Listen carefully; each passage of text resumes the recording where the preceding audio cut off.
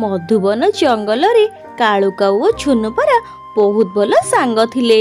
କାଳୁ କାଉ ଆଉ ଝୁନୁପାରା ସବୁଦିନ ଜଙ୍ଗଲକୁ ଖାଇବା ସଂଗ୍ରହ କରିବାକୁ ଯାଉଥିଲେ।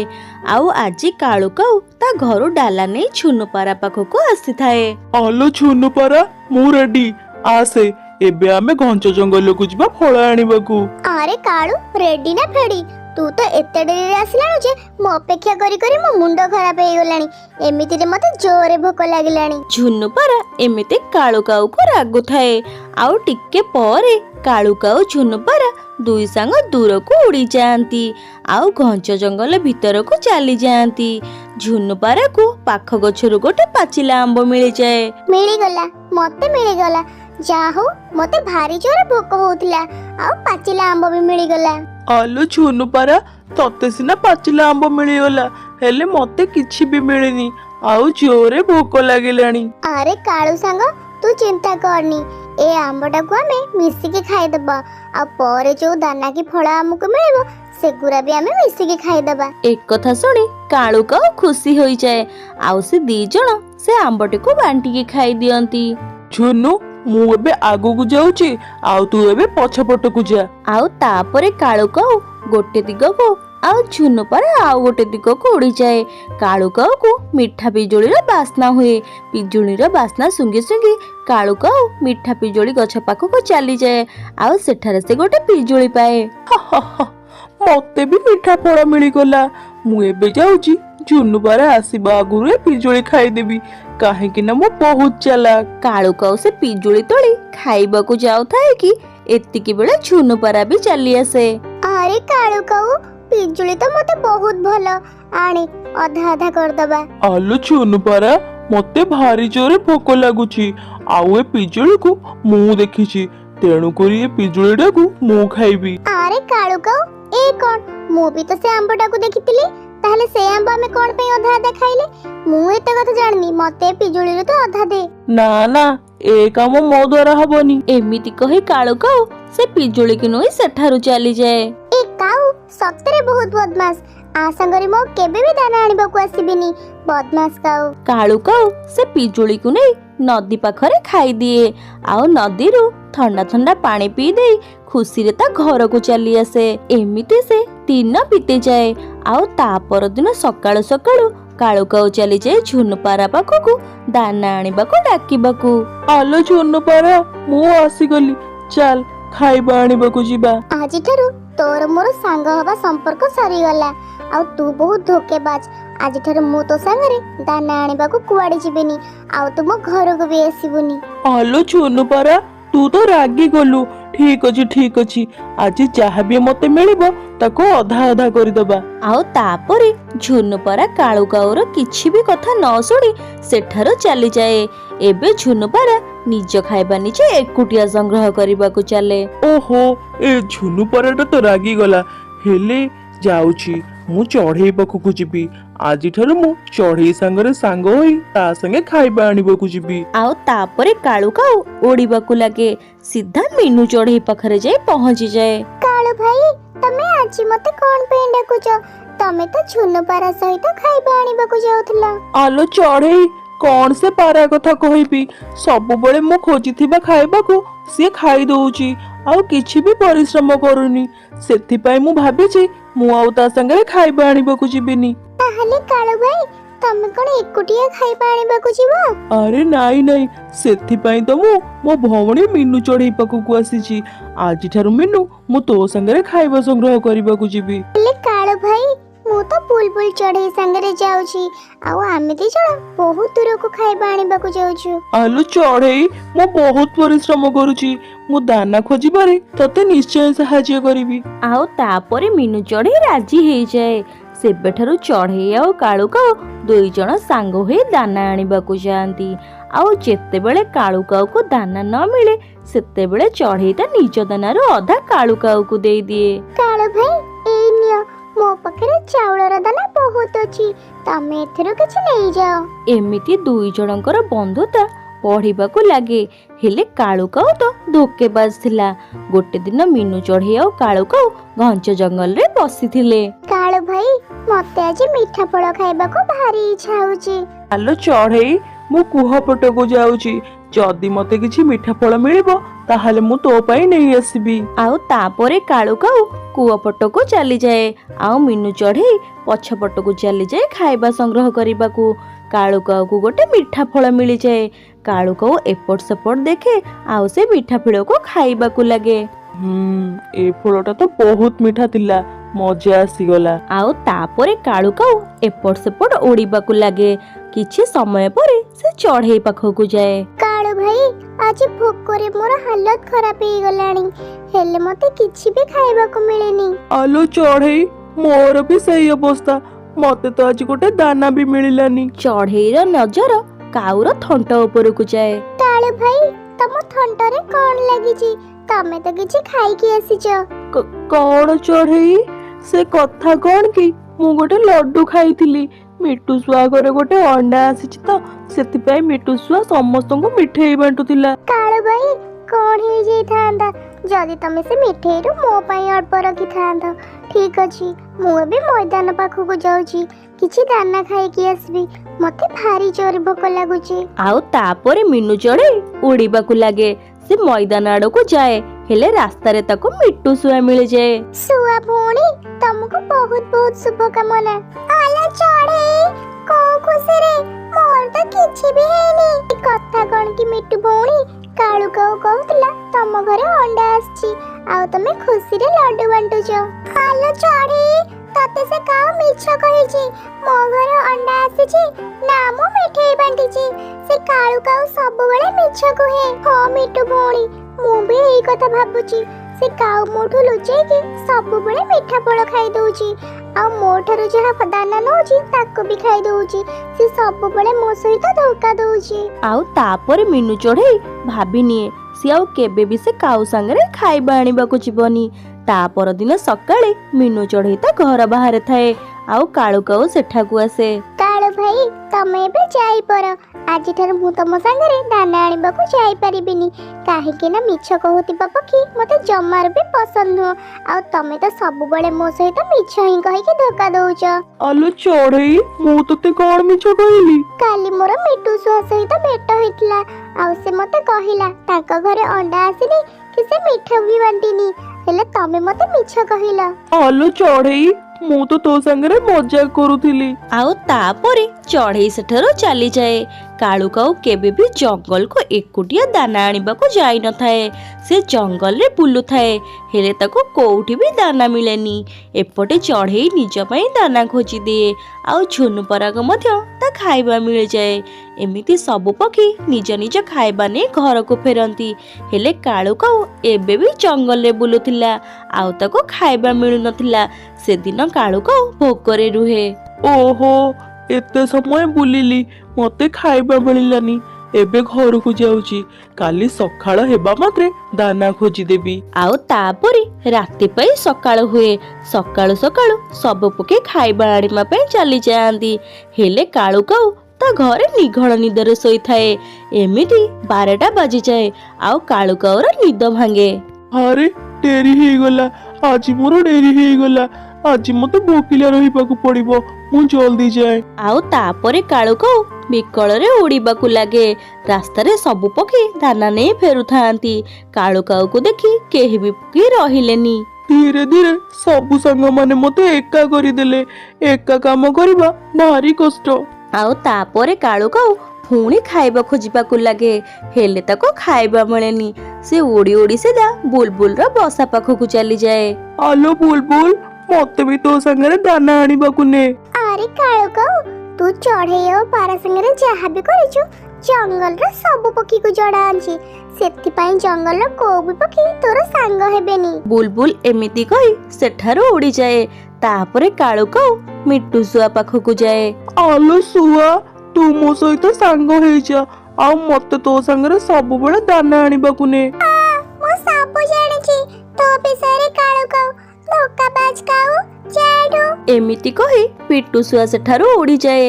ଏବେ କାଳୁ କାଉ ପୁରା ଏକୁଟିଆ ଥାଏ, ତା ସହିତ କେହି ବି ସାଙ୍ଗ ହୁଅନ୍ତିନି।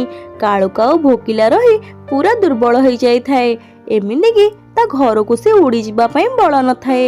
ଏତିକି ବେଳେ ମିନୁ ଚଢ଼େଇ ଗୋଟେ ମିଠା ଫଳ ନେଇ କାଳୁ କାଉ ପାଖକୁ ଆସେ। କାଳୁ ଭାଇ ଏଇ ନିଅ ଏ ମିଠା ଫଳ ଖାଇଦିଅ। ଆଉ ଗୋଟେ କଥା ମନେ ରଖ, ଯିଏ ସମସ୍ତଙ୍କୁ ଧୋକା ଦିଏ ସେ ସବୁବେଳେ ଏକୁଟିଆ ରୁହେ। ହଁ ଚଢ଼େଇ, ମୁଁ ସବୁ ବୁଝିଗଲି। ମୁଁ ଯାହା ବି କରିଛି ସେଥିପାଇଁ ମୁଁ ଲଜ୍ଜିତ। ମୁଁ ଏବେ ଚେଷ୍ଟା କରିବି ସବୁବେଳେ ପରିଶ୍ରମ କରିବି ଆଉ କାହାରିକୁ ବି ଧୋକା ଦେବିନି। ସାଙ୍ଗମାନେ, କାଳୁ କାଉ ପରିକା ପକ୍ଷୀମାନେ ଯେଉଁମାନେ ଅନ୍ୟକୁ ଧୋକା ଦିଅନ୍ତି, ମିଛ କହନ୍ତି, ସେମାନେ ସବୁବେଳେ ଏକା ରହନ୍ତି। ଏମିତି ନୂଆ ନୂଆ କାହାଣୀ ଦେଖିବା ପାଇଁ ଆମ ଚ୍ୟାନେଲକୁ ସବସ୍କ୍ରାଇବ୍ କରନ୍ତୁ। ଭିଡ଼ିଓକୁ ଲାଇକ୍, କମେଣ୍ଟ, ସେୟାର ନିଶ୍ଚୟ କରନ୍ତୁ। ରହୁଛୁ, ଧନ୍ୟବାଦ। ଗୋଟିଏ ସୁନ୍ଦର ଜଙ୍ଗଲ ଥାଏ, ଆଉ ସେଇ ଜଙ୍ଗଲର ଗୋଟେ ବଡ଼ ଗଛରେ ଦୁଇ ଚଢ଼େଇ ବସା ବାନ୍ଧି ରହୁଥିଲେ। ଗୋଟେ ଚଢ଼େଇର ନାଁ ମିନୁ ଚଢ଼େଇ, ଆଉ ଗୋଟେ ଚଢ଼େଇର ନାଁ ଚିକି ଚଢ଼େଇ। ସେ ଦୁଇ ଜଣ ବହୁତ ପୁରୁଣା ସାଙ୍ଗ ଥିଲେ ଆଉ ପରସ୍ପରକୁ ସାହାଯ୍ୟ କରୁଥିଲେ। ସେମାନଙ୍କର ଦୁଇଟି ଛୁଆ ମଧ୍ୟ ଥାଏ। ସାଙ୍ଗ ଚିକି, ଯଦି ଆମ ଜଙ୍ଗଲରେ ଖାଇବା ନ ମିଳେ ତାହେଲେ ଆମର କିଛି ଚିନ୍ତା କରିବାର ନାହିଁ, କାହିଁକି ନା ଆମେ ଜଣେ ଅନ୍ୟ ଜଣଙ୍କୁ ସାହାଯ୍ୟ କରୁଛେ। ଆମର ଜୀବନ ବହୁତ ସହଜ, କାହିଁକି ନା ମୁଁ ଯେତେବେଳେ ଦାନା ଆଣିବାକୁ ଯାଉଛି ତମେ ମୋ ପିଲାର ଧ୍ୟାନ ରଖୁଛ। ହଁ ମିନୁ, ତୁ ଠିକ କହିଛୁ। ମୁଁ ବି ଯେତେବେଳେ ଖାଇବା ଆଣିବାକୁ ଯାଉଛି ମତେ ମୋ ବସାର କି ମୋ ପିଲାର କିଛି ବି ଚିନ୍ତା ନଥାଏ, କାହିଁକି ନା ମୁଁ ଜାଣିଛି ତୁ ମୋ ପିଲାର ଭଲସେ ଯତ୍ନ ରଖିବୁ। ଠିକ ଅଛି ଚିକି, ମୁଁ ଏବେ ଯାଉଛି ଜଙ୍ଗଲକୁ ମିଠା ଫଳ ଆଣିବା ପାଇଁ। ମିକି ଆଉ ରାଜା ପାଇଁ ମୁଁ ମିଠା ଫଳ ନେଇ ଆସିବି। ଆଉ ତାପରେ ମିନୁ ଚଢ଼େଇ ଜଙ୍ଗଲକୁ ଉଡ଼ିବାକୁ ଲାଗେ। ମା ମିକି, ତୁ ଏଠିକି ଆସେ ଆଉ ରାଜା ସାଙ୍ଗରେ ଖେଳେ। ମୁଁ ଏବେ ଟିକେ ବସାକୁ ସଫା କରିଦିଏ। ଏମିତି ଦୁଇ ସାଙ୍ଗ ପରସ୍ପରର ଧ୍ୟାନ ରଖୁଥିଲେ ଆଉ ସେମାନଙ୍କର ବନ୍ଧୁତା ବହୁତ ଘନିଷ୍ଠ ଥାଏ। ଏପଟେ ମିନୁ ଚଢ଼େଇ ଖାଇବା ସଂଗ୍ରହ କରିବାକୁ ଯାଇଥାଏ। ରାସ୍ତାରେ ତାକୁ ଗୋରିକାଉ ଭେଟ ହୁଏ। ହଲୋ ମିନୁ, ତୁ ଜାଣିଛୁ ଜଙ୍ଗଲରେ ଗୋଟେ ବଡ ଚିଲ ଆସିଛି। ମୁଁ କଣ ଶୁଣୁଛି ସେ ଜଙ୍ଗଲ ସବୁ ଛୋଟ ପକ୍ଷୀକୁ ମାରି ଖାଇ ଦଉଛି। ଆଚ୍ଛା, ଏମିତି କଥା? ତାହେଲେ ତ ମୁଁ ଏ କଥା ଜମାରୁ ବି ଜାଣିନଥିଲି। ହେଲେ ମୋର କିଛି ଚିନ୍ତା ନାହିଁ, କାହିଁକି ନା ମୁଁ ଆସିଲା ପରେ ମୋ ସାଙ୍ଗ ମୋ ପିଲାର ବହୁତ ଭଲସେ ଯତ୍ନ ନେଉଛି। ଆଲୋ ମିନୁ, ଏତେ ଭରସା କାହା ଉପରେ କରନି ଲୋ। ଯଦି ସେ ଚିଲ ଆସିବ ତାହେଲେ ସେ ଚଢ଼େଇ ତା ଛୁଆକୁ ବଞ୍ଚେଇ ତୋ ଛୁଆକୁ ସେ ଚିଲକୁ ଖାଇବାକୁ ଦେଇଦବ। ନାଇଁ ନାଇଁ ଗୋରି ଦିଦି, ସେମିତି କିଛି ବି ହବନି। ସିଏ ମୋ ସାଙ୍ଗ ଖାଲି ନୁହେଁ, ସିଏ ମୋ ସାନ ଭଉଣୀ ପରି। ଆଉ ତାପରେ ମିନୁ ଚଢ଼େଇ ସେଠାରୁ ଚାଲିଯାଏ ଆଉ ସେ ଜଙ୍ଗଲରୁ ଗୋଟେ ଗଛରୁ ମିଠା ଫଳ ଦୁଇଟି ନେଇ ସିଧା ତା ବସାକୁ ଫେରେ। ଗୋଟେ ଫଳ ସେ ଚିକି ଚଢ଼େଇର ପୁଅ ରାଜାକୁ ଦିଏ, ଆଉ ଗୋଟେ ମିକିକୁ ଖାଇବାକୁ ଦିଏ। ଏମିତି ଦୁଇ ସାଙ୍ଗ ବହୁତ ଖୁସିରେ ଥାଆନ୍ତି। ତାପରେ ରାତି ହେଇଯାଏ ଆଉ ସବୁଦିନ ପରି ଚିକି ଚଢ଼େଇ ଆଉ ମିନୁ ଚଢ଼େଇ ରାତିରେ କଥା ହୁଅନ୍ତି। ସାଙ୍ଗ ଚିକି, ତମେ ଜାଣିଛ ମତେ ଆଜି ସେ ଗୋରିକାଉ କହୁଥିଲା ଆମ ଜଙ୍ଗଲକୁ ଗୋଟେ ଚିଲ ଆସିଛି। ତାହେଲେ ତ ବହୁତ ବଡ ଅସୁବିଧା ହେଇଗଲା। ଆମେ ତ ଏବେ ବିପଦରେ। ଏବେ ଆମେ ଜଙ୍ଗଲକୁ ଜଣେ ଜଣେ କରିକି ଖାଦ୍ୟ ଆଣିବାକୁ ଯିବା, ନହେଲେ ସେ ଚିଲ କେତେବେଳେ ଆସି ଆମ ଛୁଆକୁ ଟେକି ନବ। ଆଉ ହଁ ଚିକି, ପିଲାମାନଙ୍କର ଧ୍ୟାନ ରଖିବା ଆଉ ଏକୁଟିଆ ବାହାରକୁ ଛାଡିବାନି। ଆଉ ଏମିତି ସେ ସାଙ୍ଗ ଦୁଇ ଜଣଙ୍କର ଜୀବନ ବେଶ ହସ ଖୁସିରେ ଚାଲିଥିଲା। ମିନୁ, ମୋର ଗୋଟେ କାମ ପଡିଗଲା, ମୁଁ ପାଖ ଜଙ୍ଗଲକୁ ଯାଉଛି। ତୁ ମୋ ପୁଅର ଧ୍ୟାନ ରଖିବୁ। ଆଉ ହଁ, ବସାରେ ସେମାନଙ୍କୁ ଏକୁଟିଆ ଛାଡିକି ଯିବୁନି। ଠିକ ଅଛି ଚିକି ଚଢ଼େଇ, ବସାରେ ତ ପାଣି ଆଉ ଦାନା ଅଛି, ତମେ ନିଶ୍ଚିନ୍ତରେ ଯାଅ। ମୁଁ ପିଲାମାନଙ୍କୁ ଛାଡି କୁଆଡେ ବି ଯିବିନି। ଆଉ ତାପରେ ଚିକି ଚଢ଼େଇ ଉଡ଼ିବାକୁ ଲାଗେ। ସେ ପାଖ ଜଙ୍ଗଲକୁ ଯାଏ। ଆଣ୍ଟି ଆଣ୍ଟି, ମତେ ଭାରି ଭୋକ ଲାଗିଲାଣି। ଠିକ ଅଛି ପୁଅ, ଏଇ ନେ ଦାନା ଖା। ନାଇଁ ନାଇଁ ଆଣ୍ଟି, ମୁଁ ଦାନା ଖାଇବିନି। ମୁଁ ସେଇ ମିଠା ଫଳ ଖାଇବି ଯୋଉଟା ତମେ ସେଦିନ ଦେଇଥିଲ। ହେଲେ ରାଜା, ସେ ମିଠା ଫଳ ତ ଏବେ ମୋ ପାଖରେ ନାହିଁ। ମୁଁ କାଲି ତୋ ପାଇଁ ମିଠା ଫଳ ଆଣିବି। ରାଜା ଭାଇ, ତୁ ଏବେ ଦାନା ଖାଇଦେ। ଆମେ କାଲି ମାମା ସାଙ୍ଗରେ ଜଙ୍ଗଲକୁ ମିଠା ଫଳ ଖାଇବାକୁ ଯିବା। ନାଇଁ, ମୁଁ ଏବେ ଖାଇବିନି, ମତେ ଭୋକ ଲାଗୁନି। ଆଉ କିଛି ଦୂରରେ ଗଛ ଆଢୁଆଳରେ ଗୋଟେ ବଦମାସ କାଉ ଲୁଚି ଥାଏ, ଯାହାର ନାମ ଜଗୁ। ସିଏ ରାଜାକୁ ଇସାରା ଦିଏ। ରାଜା, ଏ ରାଜା ଆସେ। ଆଉ ଯେତେବେଳେ ରାଜାର ନଜର ଜଗୁ କାଉ ଉପରକୁ ପଡେ, ସେତେବେଳେ ଜଗୁ କାଉ ତା ହାତରେ ଗୋଟେ ମିଠା ଫଳ ଦେଖି ରାଜାକୁ ବୁଲାଏ। ଆଣ୍ଟି, ମତେ ଟିକେ ସୁସୁ ଲାଗିଲାଣି। ଠିକ ଅଛି ପୁଅ, ତୁ ସେ ଗଛ ଡାଳରେ ଯାଇ ସୁସୁ କରିଦେ। ନାଇଁ ନାଇଁ ଆଣ୍ଟି, ଏମିତି ହେଲେ ମତେ ଭାରି ଲାଜ ଲାଗିବ। ମତେ ଯେତେବେଳେ ସୁସୁ ଲାଗେ ମୁଁ ତ ବାଥରୁମକୁ ଯାଏ। ଠିକ ଅଛି ରାଜା, ଚାଲ, ମୁଁ ତ ସାଙ୍ଗରେ ଯିବି। ନାଇଁ नहीं आंटी जदी चेला आसीबो ताहले मिकी को खाई दबो तमे व्यस्त होनी मु संगे संगे सुसु करी के आसुची। राजा मीनू चढ़ई को मिछ कहे आ मिछ कही सेठारु से सीधा जग्गू काऊ पाखकु जाए। जग्गू मीठा पड़ा कोठी अछि से मीठा पड़ा से पिठा पड़ा तो मु खाई देली जदी तोरा मीठा पड़ा खाइबार अछि ताहले चाल मो संगरी तू जीवन सारा एमिति ही मीठा फल खाउथिबु। आउ तापरे राजा जग्गू काऊर कथारे पड़ी मीठा फल खाइब लगरे जग्गू काऊ संगरे उड़ी जाए। एपटे मीनू चढ़ई राजा आसीबार डेरी हेबारु भारी चिंतारे थाए। अरे मां मिक्की एपर्यंत तो राजा आसिलानी मु जाउची ताकु टिके देखि आसे। ठीक अछि मामा तमे जाओ मु पत्ରରେ लुचि जाउची। आउ तापरे मिक्की गछर पत्ରରେ लुचि जाए आउ मीनू चढ़ई चली जाए राजा को खोजिबा पई। अरे एपर्यंत तो बाथरूम रो कबाट बंद अछि ताहले कोन राजा ए बाथरूम रे अछि। आउ मीनू चढ़ई सेठी राजा को अपेक्षा करे। किछि समय जिबा परे बाथरूम भितरु मिट्टू सुआ बाहरे। ओहो मारी गली आलो चढ़ई कोन कहिबी काली गोटे बिजुली खाई देछि जे मो पेट कालीठु खाली गुडु गुडु होउची। ताहले कोन ए बाथरूम रे तमे थिला मो भाबिले राजा थिबो कोन राजा ताहले राजा आठ बसिनी मो तो बाथरूम रे बाहर छी फोनी बाथरूम को जाउची। एमिति कहि मिट्टू सिया फोनी थरे बाथरूम को पसी जाए। ताहले ताहले राजा कुआडे गला। आउ तापरे मीनू चढ़ई बहुत व्यस्त होई जाए आउ सी राजा को खोजिबा पई जंगल भीतर को बाहरी पड़े।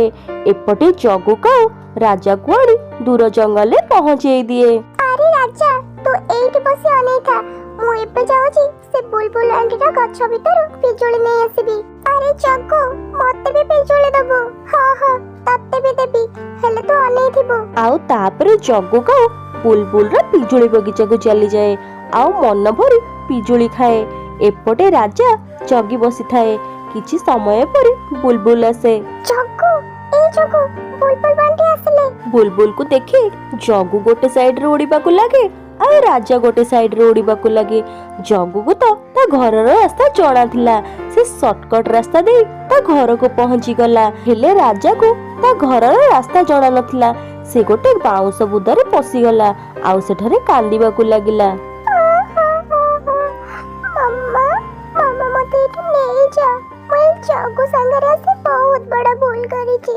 आउ एपटे मीनू चढ़ई राजा चढ़ई को बहुत जोरे जंगल ले खोजु थाए हेले से कोउठी भी पाउ न थाए। मम्मा मम्मा मुझे थोड़ा बुड़ी जाई थांती मो पाख जंगल को बुलबुल आंटी को पिजुली बगीचा को जाइतिले पिजुली खाइबा पई आउ जेमेती बुलबुल आंटी आसिले आउ हां मो संगरे भी राजा जाइतला हेले बुलबुल आंटी को देखि मो हम घर को आसिली हेले से राजा कोठी रही गला। आलपो जग्गू से राजा को तो ता घर रा रास्ता भी जणा नहीं ताको तो अबे चेल्लो खाई देबो।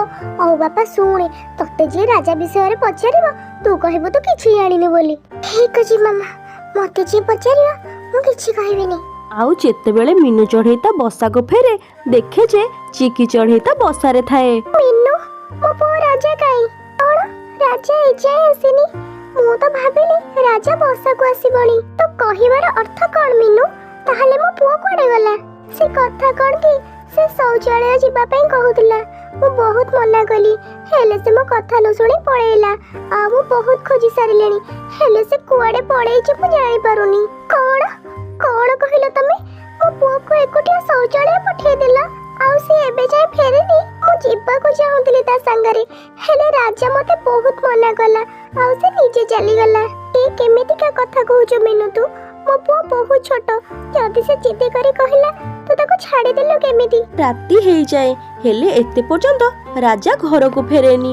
चिकी भौणी हमको राजा को पाख जंगल को खोजिबा को जिबा को पड़िबो काहेकि ना ए जंगल रे मो सब आडे खोजी सारलानी हेले राजा को पाउनी।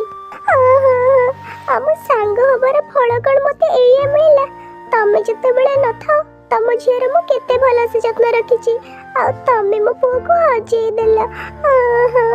चिकी मो सांग मो सत्त कहूची एतरे मोर किछि दोष नाही से कथा कोन की राजा मो कथा जमा भी सुनिलेनी मु ताको बहुत मना कली। आंटी ମାମା ତ ବହୁତ ଚେଷ୍ଟା କରିଥିଲା ରାଜାକୁ ଅଟକେଇବା ପାଇଁ, ହେଲେ ରାଜା ମାମାର କଥା କିଛି ବି ଶୁଣିଲାନି। ଯଦି ମୁଁ ଆଗରୁ ଜାଣିଥାନ୍ତି ମୋ ପୁଅର ଏମିତି ଅବସ୍ଥା ହବ ବୋଲି, ତାହେଲେ କୋଉ ପରପକ୍ଷୀ ପାଖରେ ମୋ ଛୁଆକୁ ଛାଡ଼ିକି ଯାଇନଥାନ୍ତି। ଏମିତି କହି ଚିକି ଚଢ଼େଇ ସେଠାରୁ ଉଡ଼ିଯାଏ। ରାଜା, ମୋ ପୁଅ ରାଜା, ତୁ କୋଉଠି ଅଛୁ ରାଜା? ଗୋରି କାଉ ଚିକି ଚଢ଼େଇର ପାଟି ଶୁଣି ତା ଘରୁ ଆସେ। ଗୌରୀ, ମୋ ରାଜା ହଜି ଯାଇଛି, ତୁ କଣ କୋଉଠି ତାକୁ ଦେଖିଛୁ? ଆଲୋ ଚଢ଼େଇ, ମତେ କଣ ଲାଗୁଛି ଜାଣିଛୁ, ସେ ମିନୁ ଚଢ଼େଇ ତୋ ପୁଅକୁ ଜାଣି ଜାଣି କୁଆଡେ ପଠେଇ ଦେଇଥିବ ମା। କାହିଁକି ନା ତୁ ଯାହା ଦାନା ଆଣିବୁ ତା ଝିଅ ଏକୁଟିଆ ଖାଇବ। ମୁଁ ସବୁବେଳେ ମିନୁର ଧ୍ୟାନ ରଖିଲି, ସବୁବେଳେ ତା ଅସୁବିଧା ସମୟରେ ମୁଁ ଠିଆ ହେଲି, ହେଲେ ସିଏ ଆଜି ମୋ ପୁଅକୁ ମାରିଦେଲା। ଆଉ ଏପଟେ ମିନୁ ଚଢ଼େଇ ବି ରାଜାକୁ ଖୋଜି ଖୋଜି ପାଖ ଜଙ୍ଗଲରେ ପହଞ୍ଚିଯାଏ। ଆଉ ମିନୁ ଚଢ଼େଇକୁ ରାଜାର ପାଟି ଶୁଣାଯାଏ। ପୁଅ ରାଜା, ମୁଁ ତତେ କୋଉଠି ନ ଖୋଜିଛି, ଆଉ ତୁ ଏଠି ବସି କାନ୍ଦୁଛୁ? ଚାଲ ଜଲ୍ଦି ଚାଲ, ତୁ ମୋ ସାଙ୍ଗେ ଜଲ୍ଦି ଘରକୁ ଚାଲ। ଆଉ ମିନୁ ଚଢ଼େଇ ରାଜା ଚଢ଼େଇକୁ ସୁରକ୍ଷିତ ଭାବରେ ଆଣି ତା ବସାରେ ପହଞ୍ଚେଇ ଦିଏ। ଚିକି ଚଢ଼େଇ ତା ପୁଅକୁ ପାଇ କୋଳେଇ ପକାଏ। ମାମା ମାମା, ମୁଁ ଜଗୁ କାଉ ସାଙ୍ଗରେ ପାଖ ଜଙ୍ଗଲକୁ ପିଜୁଳି ଖାଇବାକୁ ଯାଇଥିଲି। ଯେତେବେଳେ ବୁଲବୁଲ ଆଣ୍ଟି ଆସିଲେ, ଜଗୁ ମତେ ଛାଡ଼ିକି ପଳେଇ ଆସିଲା, ଆଉ ମୁଁ ରାସ୍ତା ଭୁଲିଗଲି। ମା ମିକି, ଚାଲ, ରାଜା ଏବେ ମିଳିଗଲା, ଆମେ ଆମ ବସାକୁ ପଳେଇବା, ଏଠି ଆମର କିଏ ଅଛି, ଚାଲ। ଆଉ ଚିକି ଚଢ଼େଇ ମିନୁ ଚଢ଼େଇର ପକ୍ଷୀ ଧରିଦିଏ ଆଉ କାନ୍ଦିବାକୁ ଲାଗେ। ମିନୁ, ମତେ କ୍ଷମା କରିଦେ, ମୁଁ ତତେ ଭୁଲ ଭାବିଥିଲି, ବହୁତ କଥା ତତେ କହିଛି, ତୁ ମତେ କ୍ଷମା କରିଦେ। ହଁ ହଁ ଚିକି ଚଢ଼େଇ, କାଲି ତୁ ଆଣିକି ଆମ ସମସ୍ତଙ୍କୁ ମିଠା ଫଳ ଖାଇବାକୁ ଦବୁ, ତାପରେ ଯାଇ ମୁଁ ତୋ ସହିତ କଥା ହେବି। ଏମିତି କହି ସମସ୍ତେ ହସିବାକୁ ଲାଗିଲେ। ସାଙ୍ଗମାନେ, ଏମିତି ନୂଆ ନୂଆ କାହାଣୀ ଦେଖିବା ପାଇଁ ଆମ ଚ୍ୟାନେଲକୁ ସବସ୍କ୍ରାଇବ୍ କରନ୍ତୁ। ଭିଡ଼ିଓକୁ ଲାଇକ୍, ସେୟାର, କମେଣ୍ଟ ନିଶ୍ଚୟ କରନ୍ତୁ। ରହୁଛୁ, ଧନ୍ୟବାଦ।